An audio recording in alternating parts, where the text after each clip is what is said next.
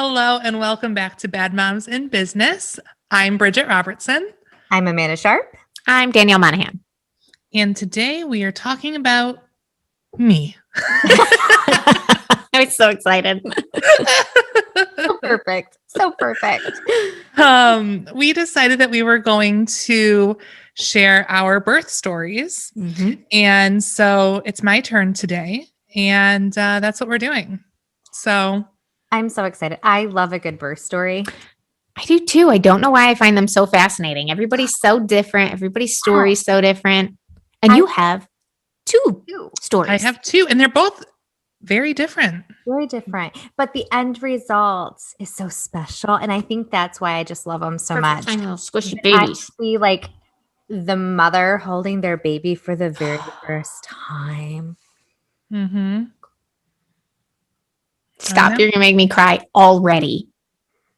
Bridgette, if you don't make us cry during this story, you didn't tell it good enough. No pressure. Oh, she went there. All right. I'll throw some fake tears on if I have to. Okay, fine. Here it goes. I can't wait. Okay. What do I do? Do I just talk? Yeah. Set Okay. us up. We'll ask questions as they come up. Yeah. So start with, I assume you're going to start with Aaron, right? Correct. Oh, we're not starting at conception? Okay, I understand that. I understand. Okay, okay. Well, It starts when a mommy and a daddy love each other very much. I feel like we kind of already know the conception stories with Bridgette, at least. For Jace. For Jace, yeah. No, and Aaron as well. And Aaron as well. Remember the up north story? Up north. God. So we'll have to find You're those right. episodes and reference them because you just tell it so funny. So conception was addressed before. Yes. Writing that down. So Write it down. picture it. March There. 2011. And they tell me, you have a big fat baby in there. And we are not going to let you go full term. You need to be induced. And I was like, first time mom. How many weeks were you? I was 37 weeks when they decided that we were going to be induced. Horrifying. They induced you at 37 weeks? No, it must have been 30. No, it must have been 38. It must have been 38. Okay. Listen, it was 10 years ago. I don't know. But I do know that his, no, it must have been 39 because his due date was March 27th. And I had him March 23rd. Oh, okay. From 37, 38. Listen. 39. This is. It's 10 years is a long time. 10 years is a long time. Decade. So yes. So the day that we went in for our induction, I decided I needed to clean my house first. So I am like nesting, fully 9 months pregnant, and I am sweeping the floors. And Chris is like standing in the doorway with the hospital bag, like it's time to go. And I'm like, I just need to finish sweeping the floors and stuff first. And Chris will still like, that's something he has so much pride in for some reason, because he will still tell people like, yeah, the day that we went to the hospital, she was cleaning the floors. But it wasn't like you were in active labor doing that. But I like that Chris is like bragging, writing it. Like, absolutely. Right on it. Go ahead. So anyway, we went in. It was a Monday and we were being induced. And I can remember specifically Chris's family. I love you all, but you're sometimes a little overbearing. Oh, no. They know this about themselves. It's Did fine. I edit that part out? I don't know. You can leave it. So we're going in to be induced, and all of them are like, well, we'll go to the hospital with you. And I'm like, nothing's happening tonight. There's no need. But that didn't stop them. So anyway, that didn't stop them?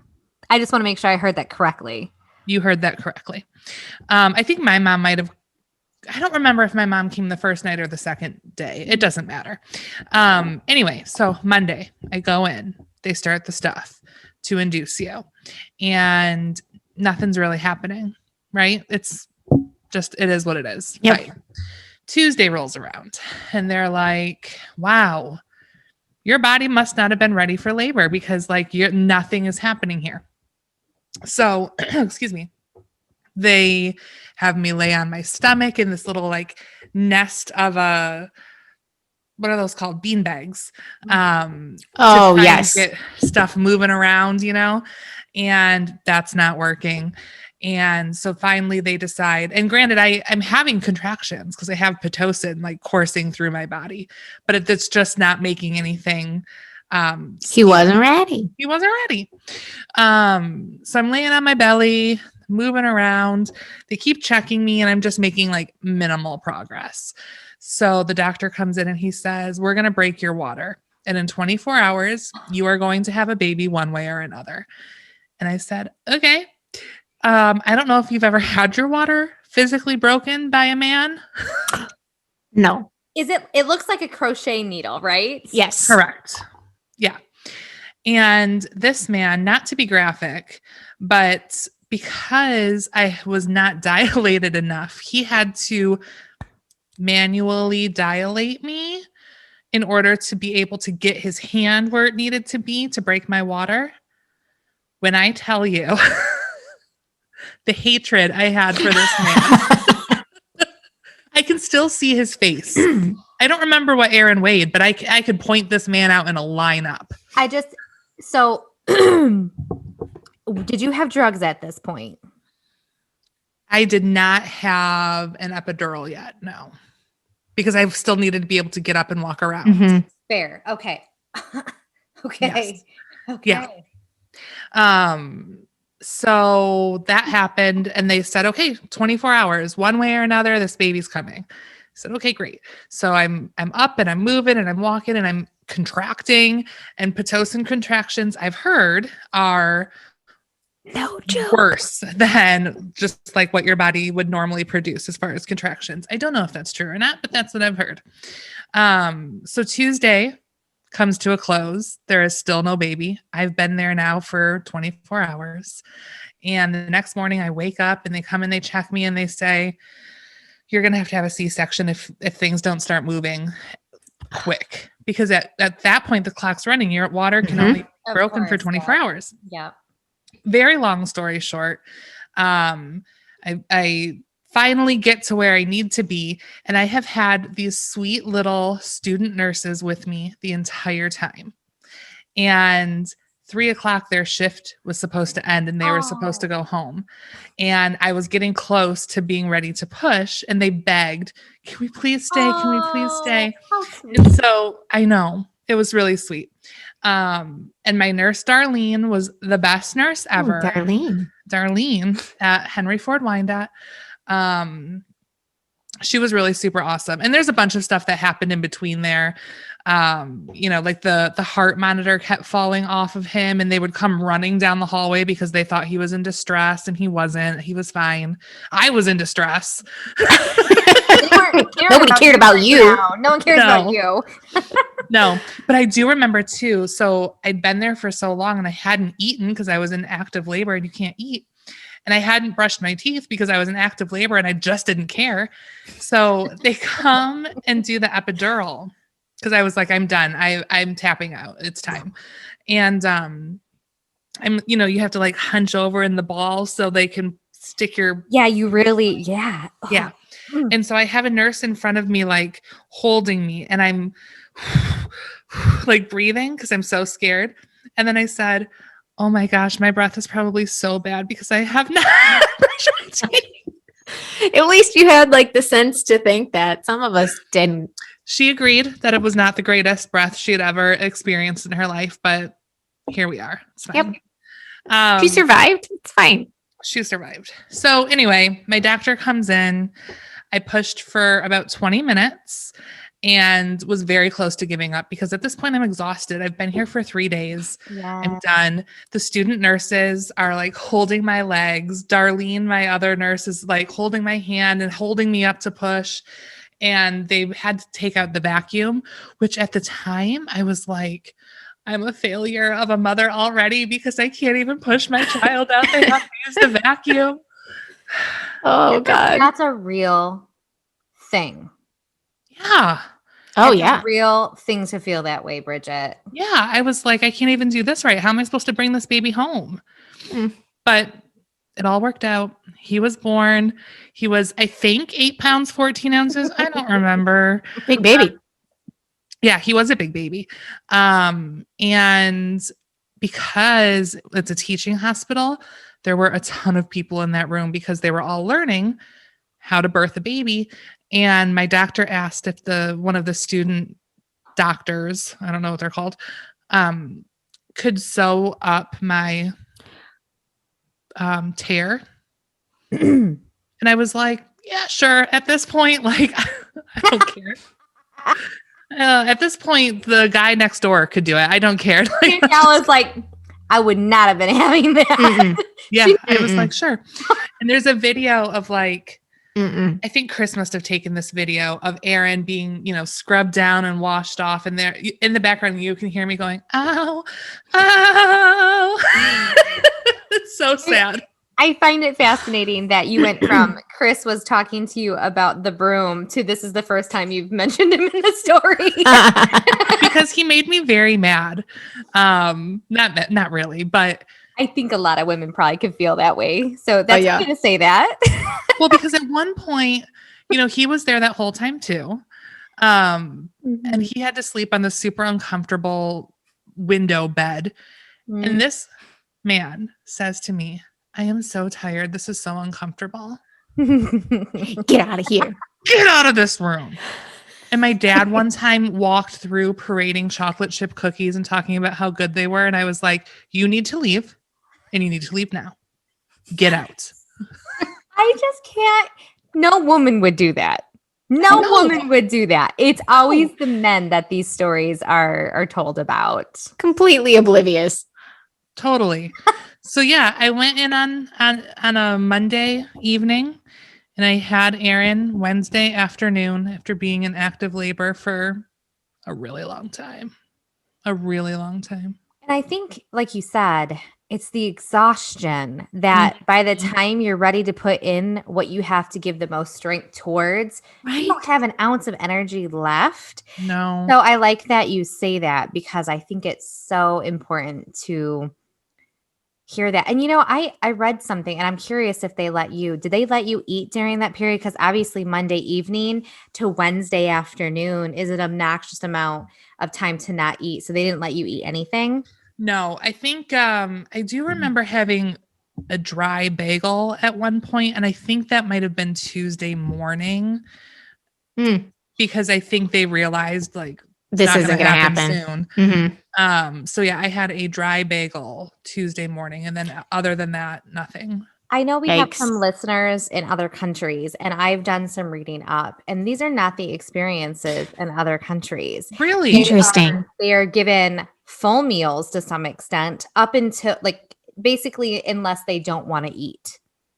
Interesting. And the birthing and comfort in general looks so different. So I'm curious to see what our listeners have to say about their experiences compared to yours, Bridgette. So, and what's interesting? Go ahead, Danielle. I'm sorry. I was just going to ask a question. So go ahead and finish your. Well, it's funny because as you'll hear in my next story with Jace, baby, with my first birth, I had a private room. I didn't have to leave the room. They came to me I labored there. I hung out there. I delivered there. Postpartum was there. I never moved. It was a private room. Nice.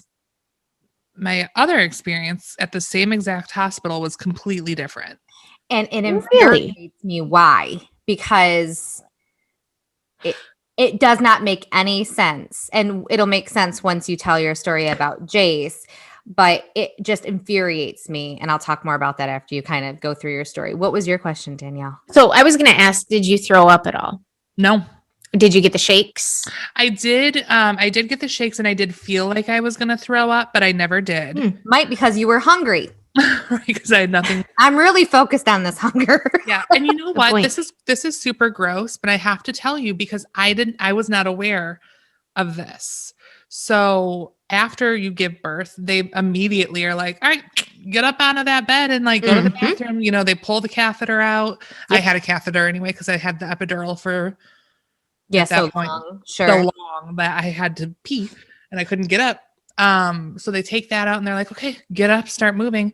And the moment I stood up, do you know what I'm about to say? Yes. I didn't know until I stood up. But nobody told me this. Nobody told you this. So tell it, girl. Tell it.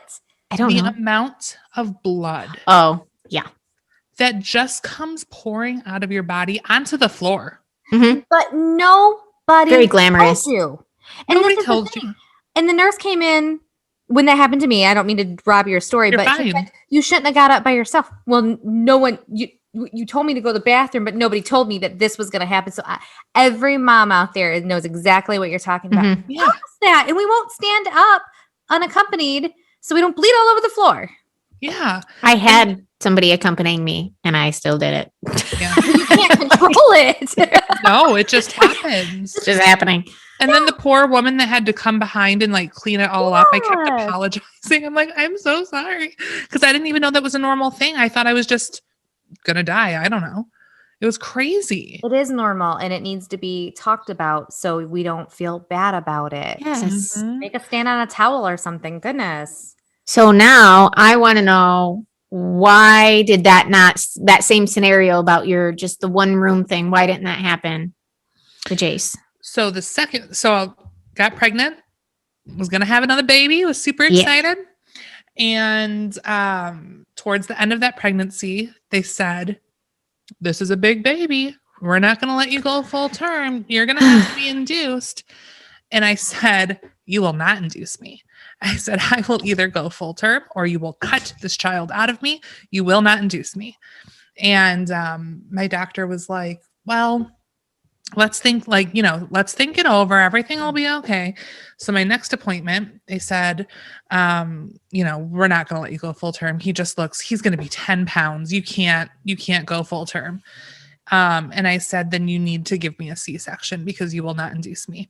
And so they did what I think I have figured out is a bogus ultrasound. I mean, they did a real ultrasound, but I think they lied about what they saw there so that my insurance would cover a C-section. They said something about how he was so big and that he would have had shoulder dysplasia had I done a natural birth. Interesting. Okay, I don't fine. hate that they did that for you. No, it's fine. It's fine. Job done. So my second delivery, we scheduled a date. So he was due December 10th of 2012. He was born December 4th of 2012 by a C-section. We picked the date. We went in and they put you in what looks kind of like a triage room almost. Like it's nothing to write home about. And they give you all of the IVs and everything that you're going to need for your surgery. And then they wheel you into the OR.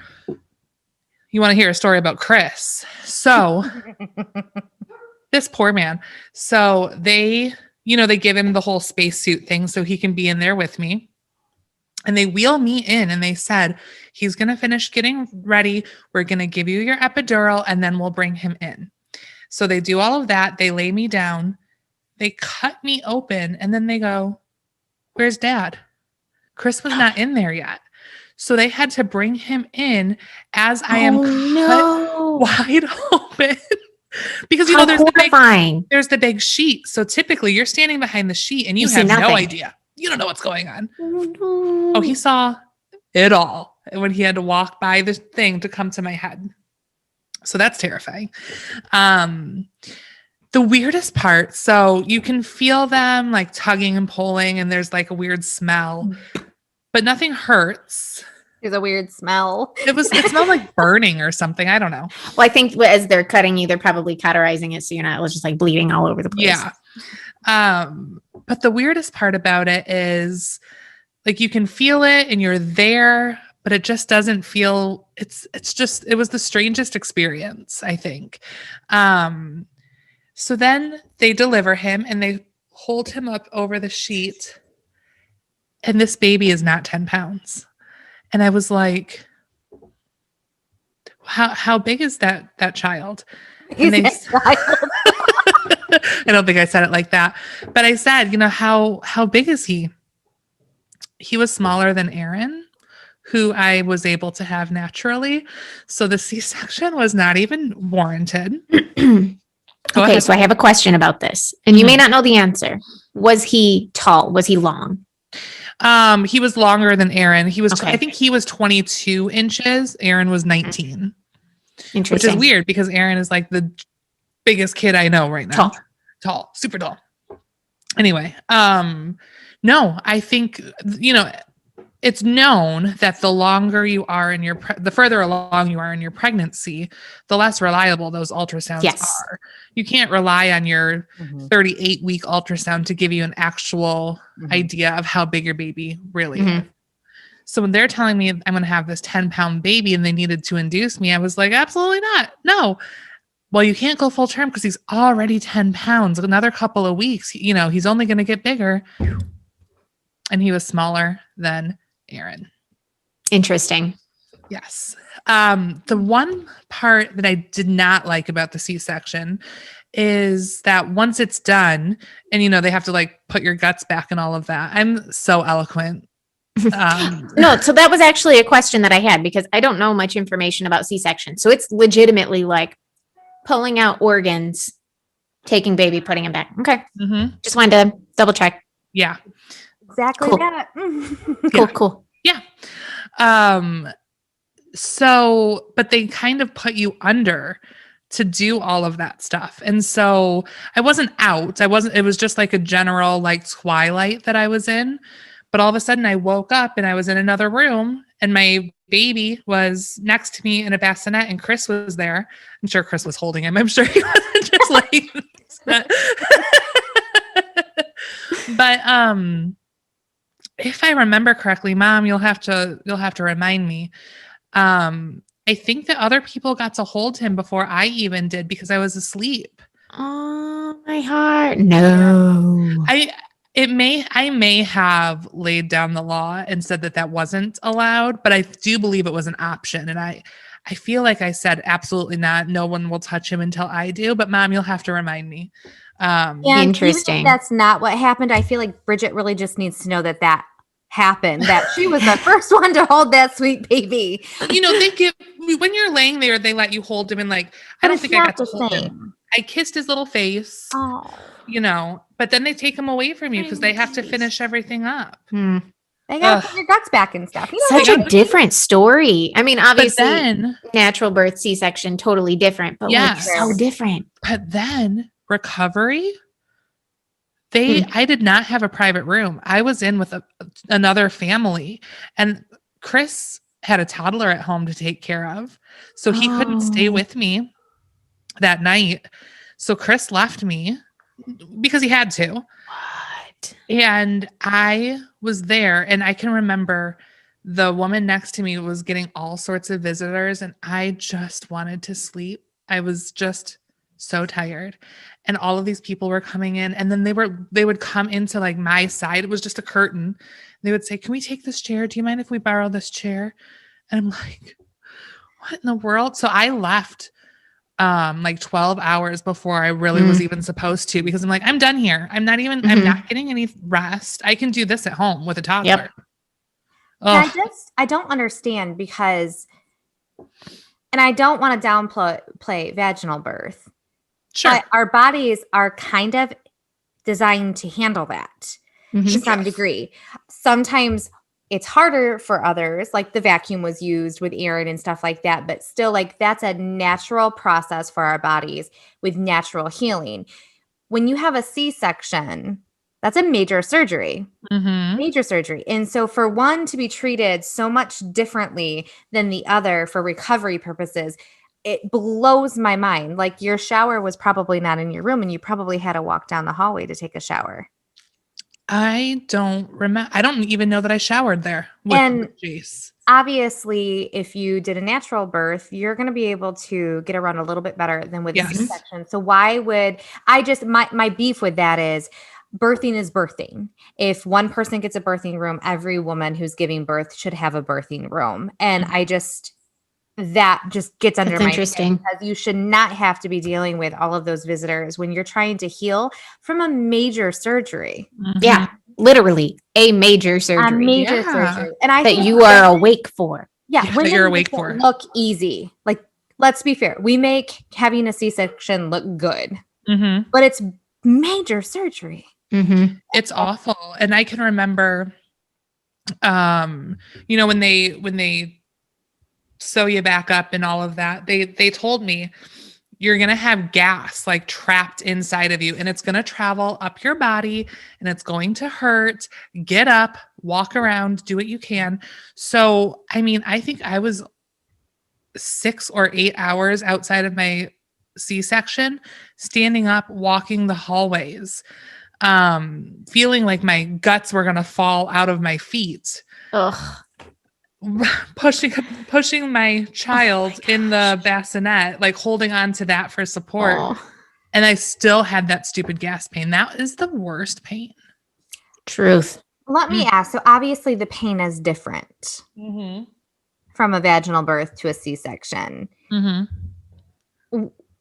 Which recovery was easier? Ooh. Natural for sure. Oh, wow. That's what I've heard. Yeah.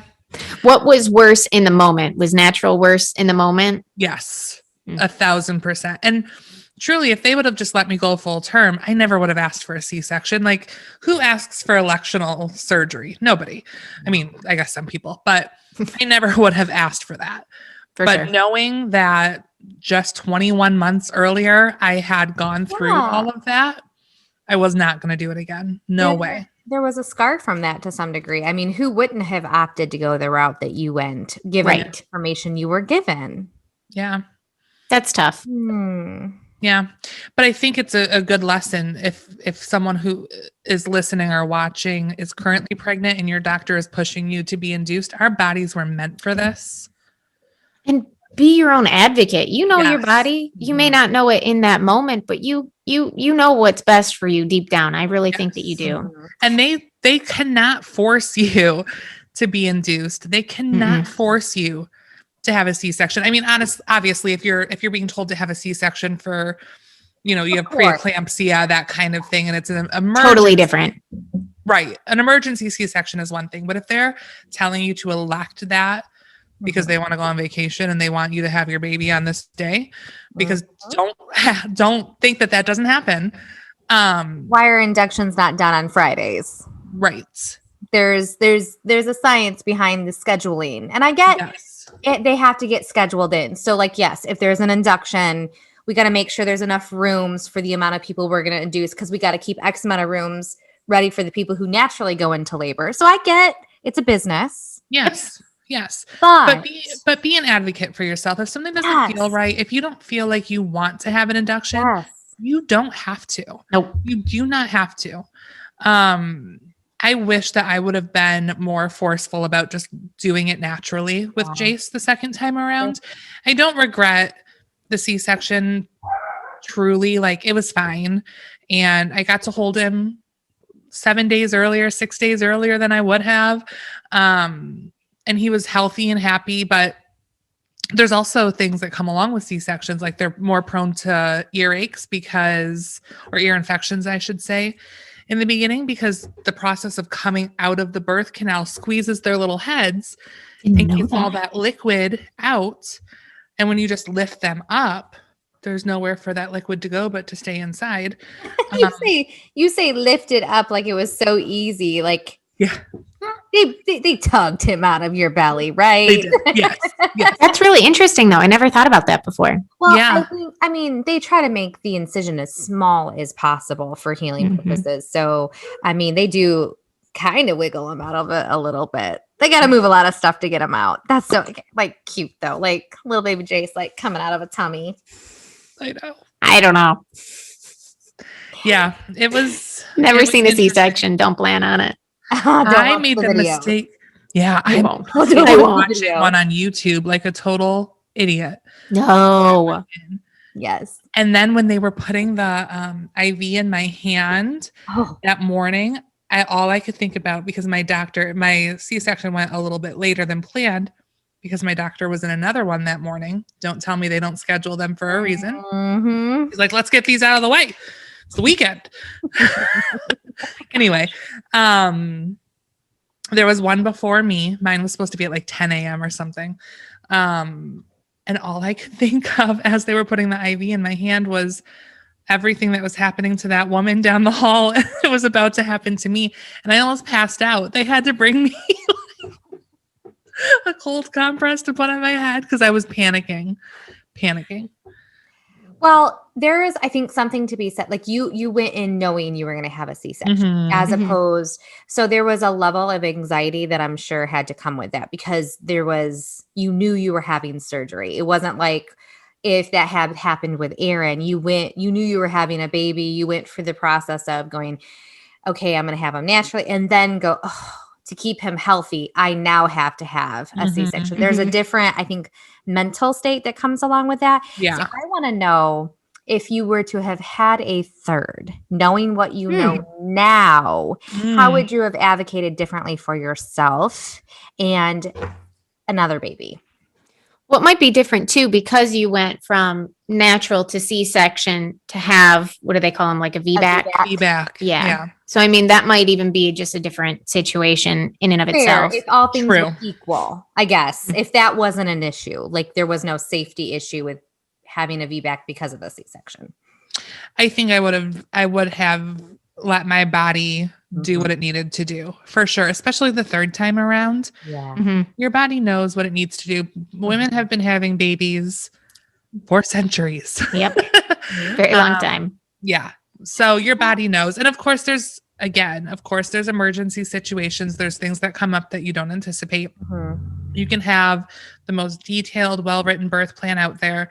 Something is going to happen that may cause you to stray from it. But I would have definitely pushed to just let me go into labor on my own. I don't want to do Mhm. any sort of intervention.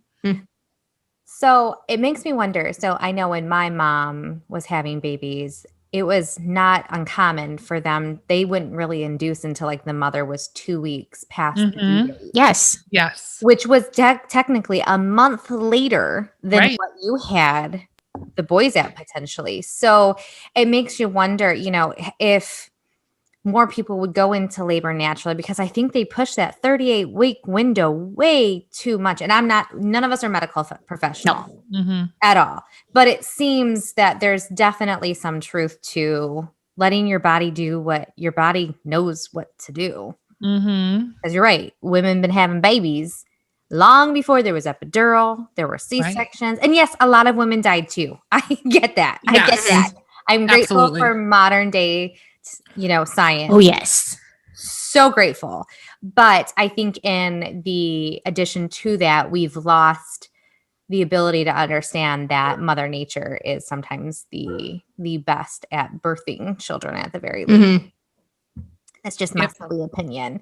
But I think your birth story kind of aligns with that thought. Yeah. Yeah, it absolutely does. And, those were somewhat rushed versions to fit with Oh, the yeah. time that's allowed. But I think the biggest and most important thing in that story is to advocate for yourself and be knowledgeable. Just because for me, I was a first time mom and I had read the books and I belonged to the mom boards and all of that. Yes. And I still didn't know how to advocate for myself. And I still didn't know how to say, no, I don't want to be induced. I want to wait.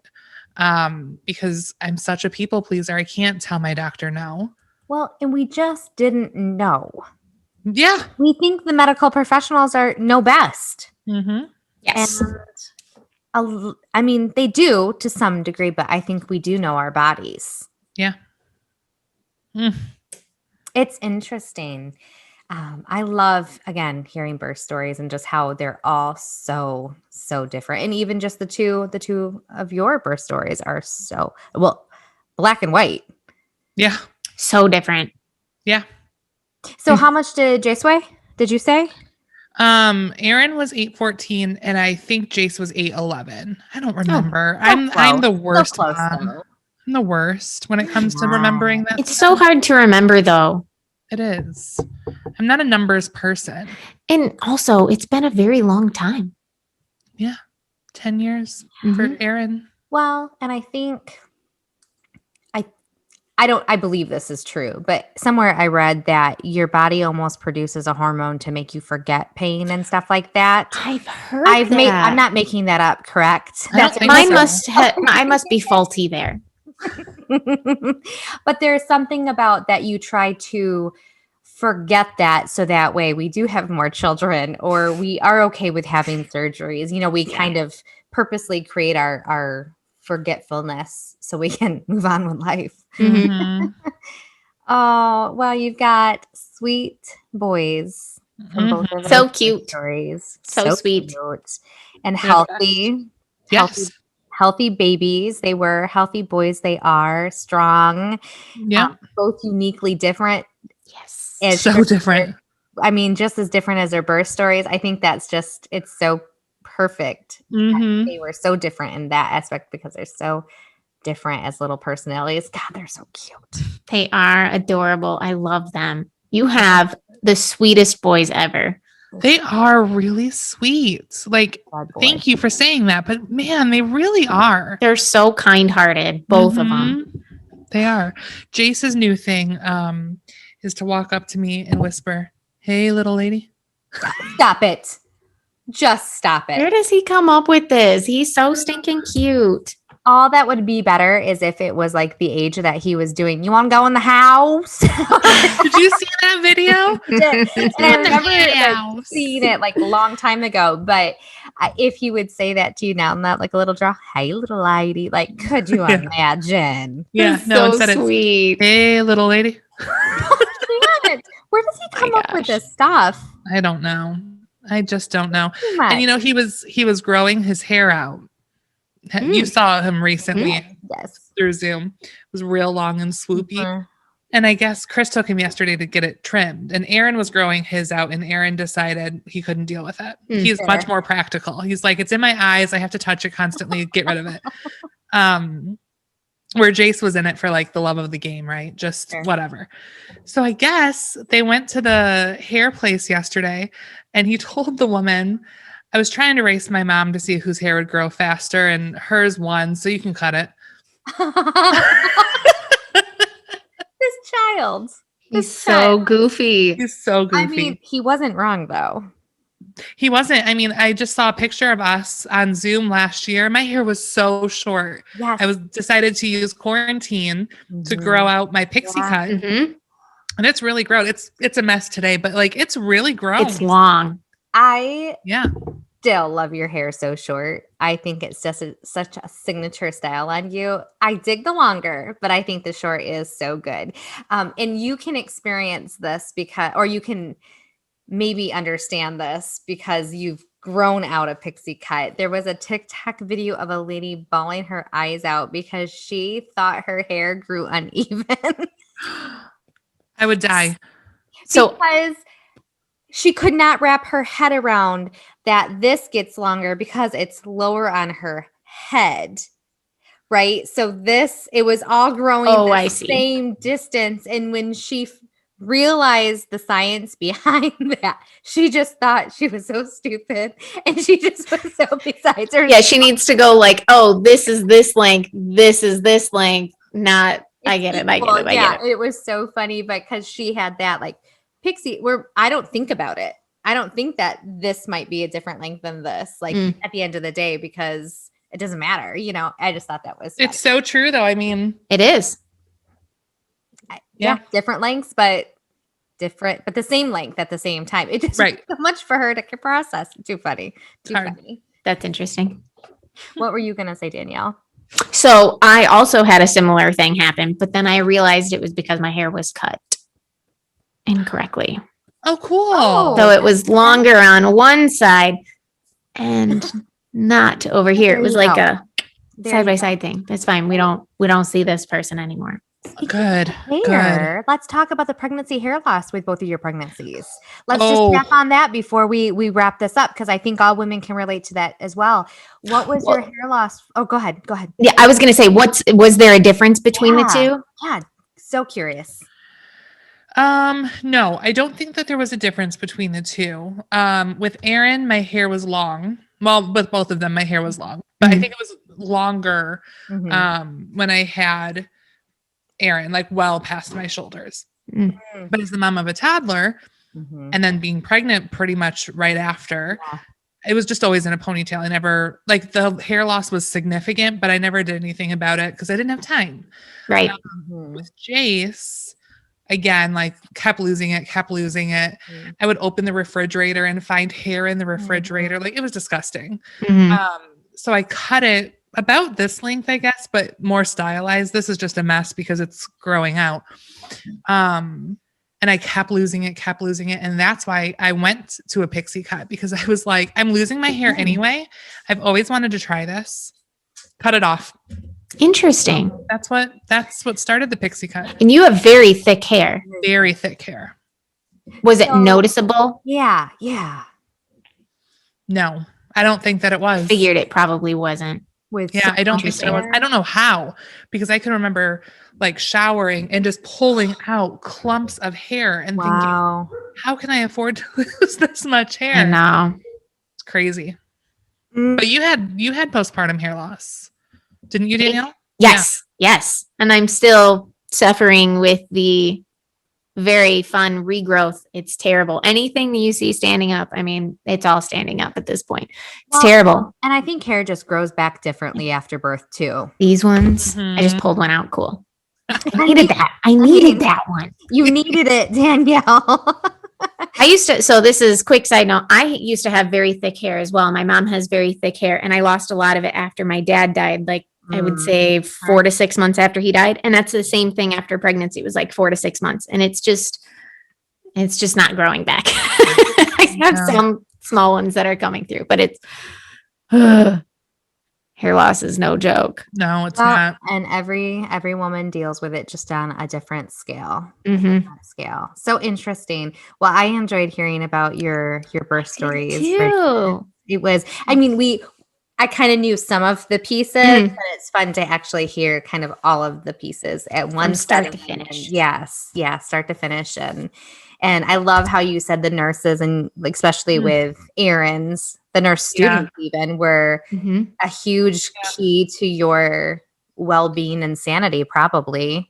They sent me a letter. I think they probably do this. I don't know. I don't remember getting one with Jace, but the student nurses and Darlene, my nurse, sent me a letter like a couple weeks after I had Erin, just like, congratulations. And the students wrote like, thank you so much for allowing us to stay. Like, it was cute. You know, and again, I don't want to knock on the care that you get after having a C-section, but those are the things that are missing. And that infuriates me, because a birth is a birth and a baby is a baby. And just because you didn't have that experience of a natural birth, to just feel like because it was surgery that you don't get that special treatment. You don't. It's infuriating. And it's just so crazy. So upset. So if any medical people are listening to this that have anything to say in how C-section mamas are treated, please hear us that that's not okay. That does not give a experience that is good. I mean, mamas who had C-sections already feel in a lot of ways like a failure.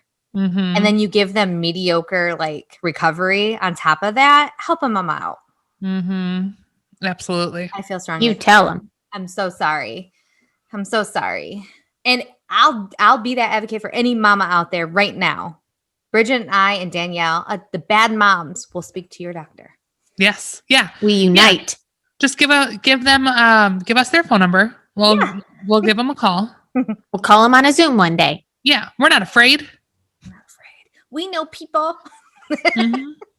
No, I mean, I just don't get how they can continue to give that kind of treatment for this long. It just doesn't make sense to me. No, it's terrible. I was just naive that even happened. No, you're not naive. You had a natural birth and you had a nice experience. I mean, you had you had the care that you had. Yes.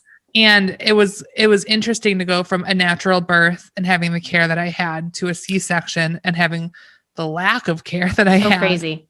When you need it the most. Right? You would almost think it would be the opposite. Yeah. You'd think that the natural birth mom, you'd be like, you're good? Okay. You can leave tomorrow. Come get your things. And my mom also, I only reference my mom often because she had 4 daughters. So she's birthed a handful of girls. And she always said, you know, when you had a baby back in the day, like you were treated like it was almost like you were on vacation. You know, they did everything for you. You were there for like 4 or 5 days. Whoa. They let you heal. They let you sleep. They really honored that healing process. And now I guess if you have a vaginal birth, I mean, you were kicked out within 24 hours? It seems 24 hours. Yep. And C-section, I mean, the care is so bad, you're begging to go home because That's exactly. Yeah. If you're not going to get a different care, you'd rather at least terrible. suffer and be in your own bed with your own bathroom close. Your help right there if you have it. So we got to stop this episode now before I'm so passionate about this. It just infuriates me. We'll have to have maybe like an OBGYN nurse or something come on and break it down for us. That'd be fun. Interesting. Amanda's like, and do like a whole series around it. No, I maybe feel we like could have like maybe if anybody would even be interested in this, I would be interested to see the whole birthing experience between an OB, a midwife, and then maybe a nurse. Get like that whole spectrum. For sure, the nurses do the bulk of the care. I mean, 100%. My OB walked in 3.5 minutes before I was supposed to push with a leather jacket on. And he was like, okay, let's do this. Whoa. And I love him. Like, that's not even a dig at him. I love him so much.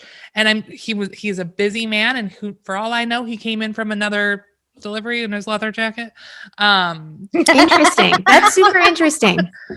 But yeah, the nurses did everything. They prepped the room, they prepped me, they did everything. I saw him 5 minutes before I was supposed to push, and I saw him the day that the boys were circumcised, and that was it. See, I had a midwife, so my story is super different. I can't wait to hear yours. I can't wait. Unless these come out of order, and maybe you've already heard Danielle's, then you know how awesome it is. I think it will. I think mine is going to go first. I think you're right. Oh, it will. It will. Yeah. But yeah, we'll circle back. Just keep circling back. Yeah. A little look behind the curtain or schedule things in advance. All right. Let's get this over with. Okay. Guys. Let's close this up. Be an advocate for yourself. Be knowledgeable. Be knowledgeable, be empowered, be all of those things, because at the end of the day, it's your body and it's your baby and you are the boss. Boom. Love it. See you guys. See you next week. Writing things down. Bye, guys. Bye.